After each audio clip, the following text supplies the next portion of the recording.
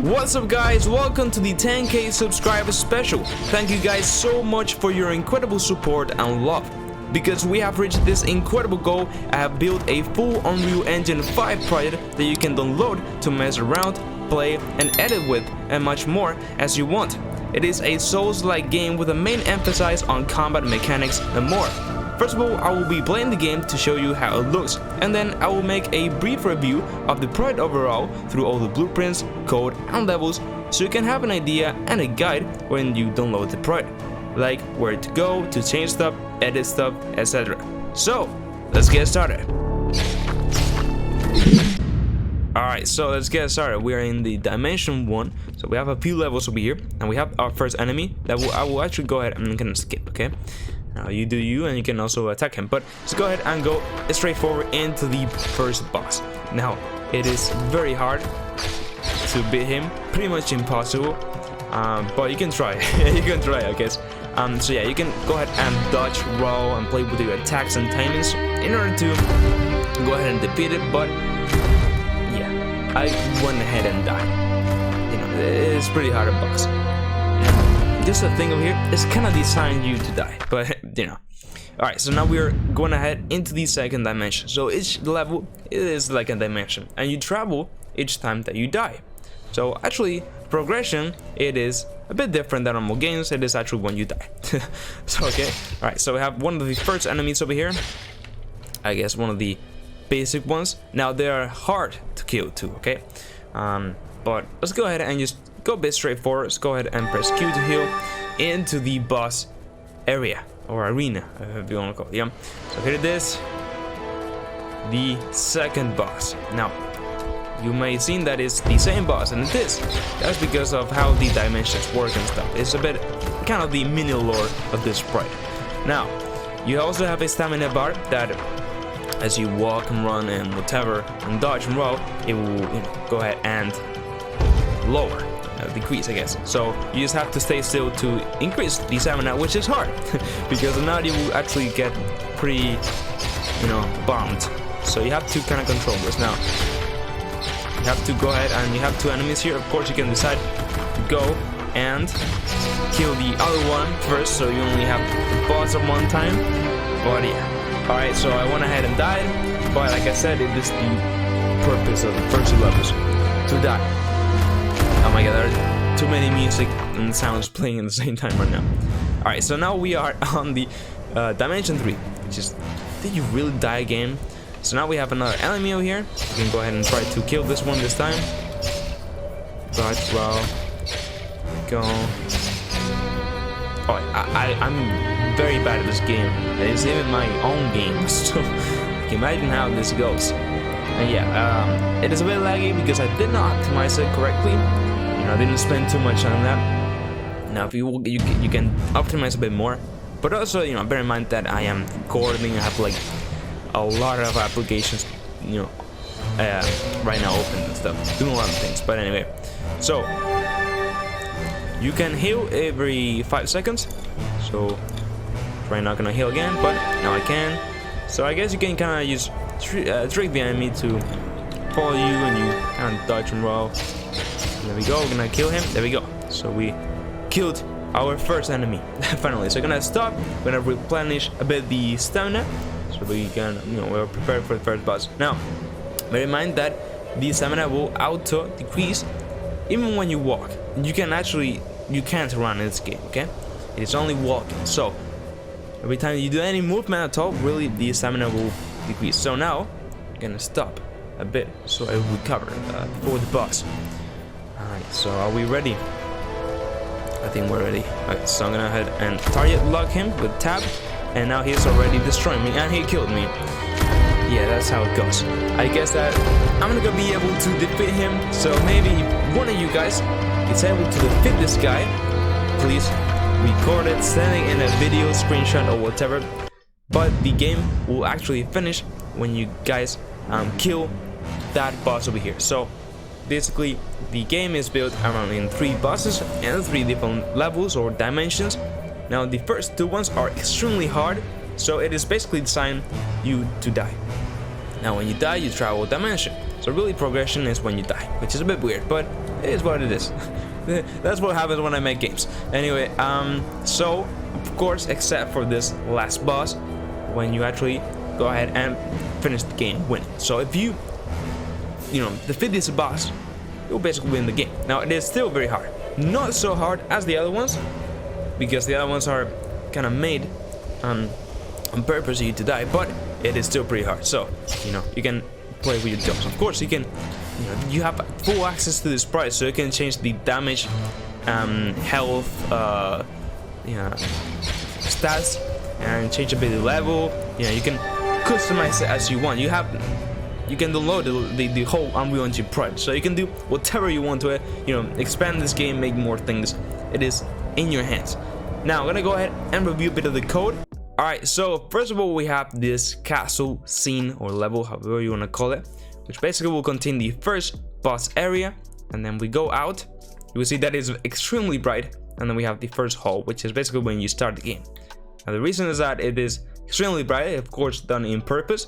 You can see we need to create this contrast from interior lighting to be very dark to a very bright outside, so we can create this volumetric style of lighting entering in, and then outside here where it's very bright, so the exposure and light intensity is very high. So it is done that on purpose, so it is creates a very cool looking effect for the interior of the scene.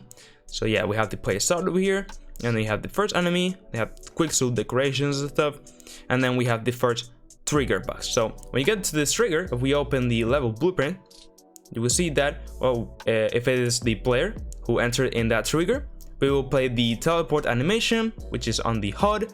We will fade out the music, and then fade out the castle ambience, and then teleport the player into the into here, which is the boss arena, and then we play the boss music, which is more intense, and then we set the actor of the boss to be facing the player, and so on. And then the star will also play the music and stuff. So yeah, it'll basically just control all of that. So let's go on quickly open the player. So this is the third-person character blueprint, which is basically the player blueprint. You can see it is quite big compared to maybe tutorials that you have seen, but honestly it is not so big as you think. This is only the core of many systems. So for example, if we go into I don't know, the health system, you can see this pretty basic. When we receive damage, we just decrease the variable by 1, by the damage that we received. We play a damage effect on the UI, we play a hit reaction animation, we spawn some blood on the spot, and then we detect if the health is less than 0. We simulate the physics, so basically we activate ragdoll, so the player will kind of fall over there, and then we play some sounds, and so on and so on. Is it basically that? For example, we go into the target lock system, which I do have a tutorial on.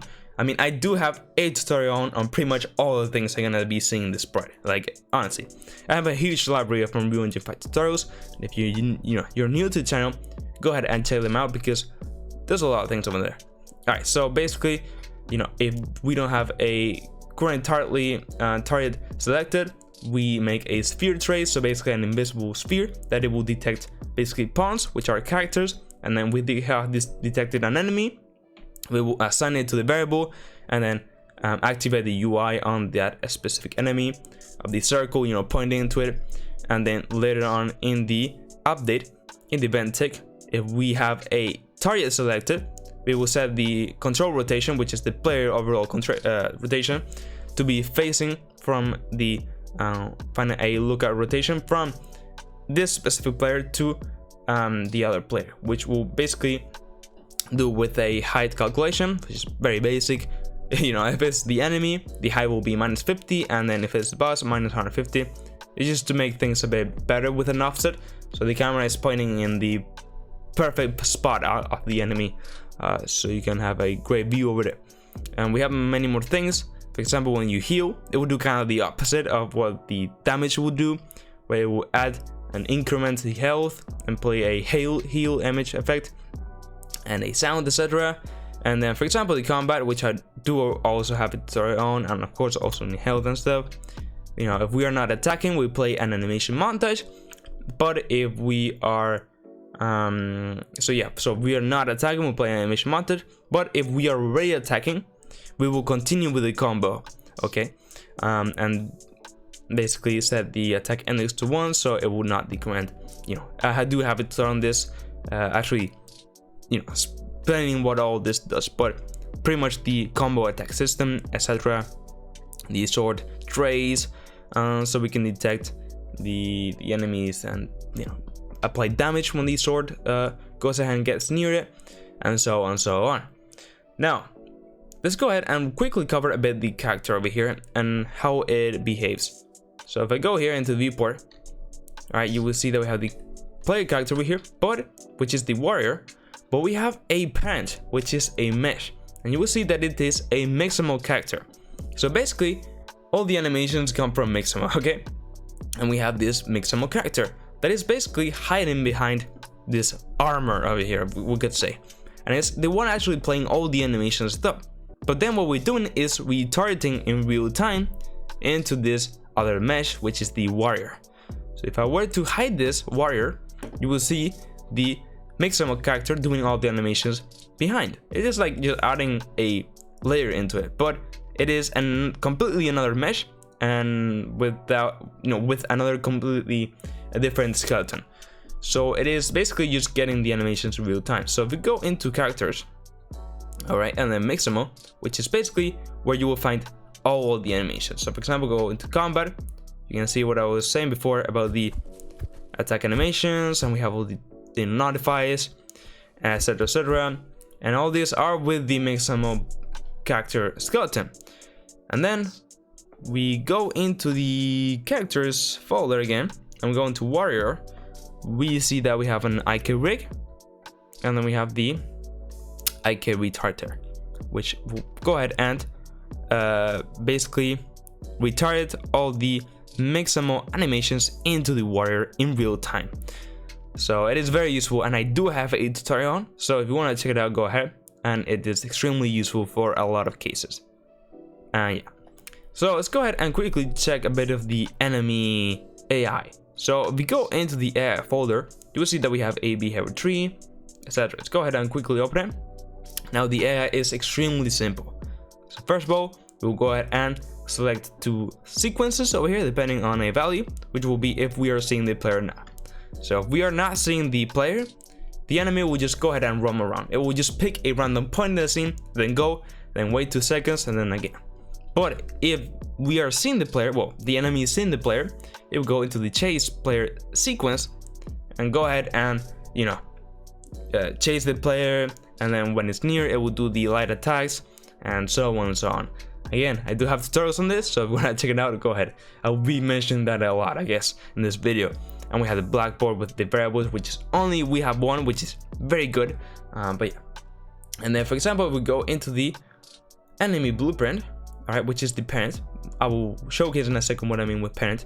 But this is the enemy's blueprint, and we have a lot of logic on the attack system. I mean, if it's boss, it will make a random decision if it does the light attack or the heavy attack. But if it's a normal enemy, it will always do the light attack.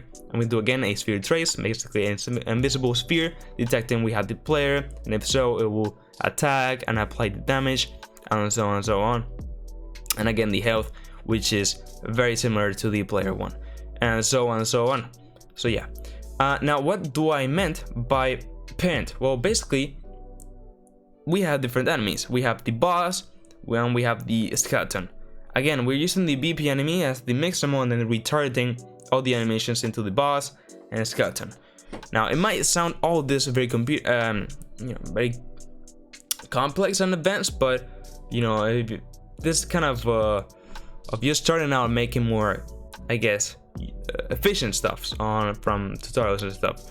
So we see the skeleton, it will actually not contain any of code because it is a child from the enemy, and the only thing it is doing, it is just changing the mesh, basically. Okay, that is all what it's doing.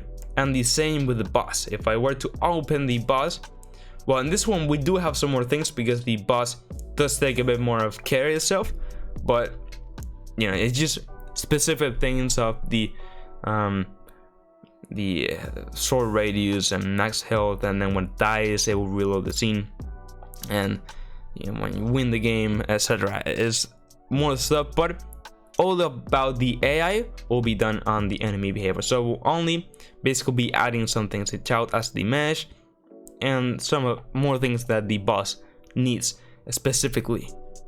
Alright, so let's go ahead and go into the next scene, which was the ruins one, or ruins, I don't know how to spell it correctly, but yeah, you're gonna see that it is a very basic level with some fog, which is just a simple material that I created, and then we have an enemy over here, and we just go ahead and go over here with some nanite assets, and then we'll reach the final boss again, and it will attack you, etc. And we do have, if I select the nav mesh bounce, we don't have to select it, we can just press P, you will see all the paths that the AI can take specifically and stuff. And now if I go into file, recent levels, and go into the island, which is the final level, you will see again pretty much a landscape with quicksand assets and rocks, and then we have the the enemy there, for example, and the boss, and again we have another trigger, and this is just to change the music from the normal exploration one to the intense combat from the boss. All right, I mean, we can test this if we go into the level blueprint. You just play the normal music, but then when it overlaps, it will go ahead and fade out the normal music and then play in the intense boss music, and so on and so on. So yeah, basically this is just making sure everything feels and looks right. And you can go ahead and customize everything that you're seeing here, from this rock over here to this node over here. Like, you can, I mean, the prod will be yours. I mean, you can experiment it, play around, expand it, add more things, etc. So that's it, guys, for this special 10k subs video. I hope that you enjoyed it, and will experiment and play with the Unreal Engine project. So you can go ahead and download it in the description. I would love to get feedback and images or videos of you playing the game and your changes in the project or game. So join my Discord server, link in the description as always. I really appreciate your support, and I'm very thankful for how you guys have received my tutorial videos and work overall. I love you guys, thank you so much. So we'll go ahead and carry on making this awesome content that you love. And now, yes, with all that said, like and subscribe if you haven't already, and bye bye.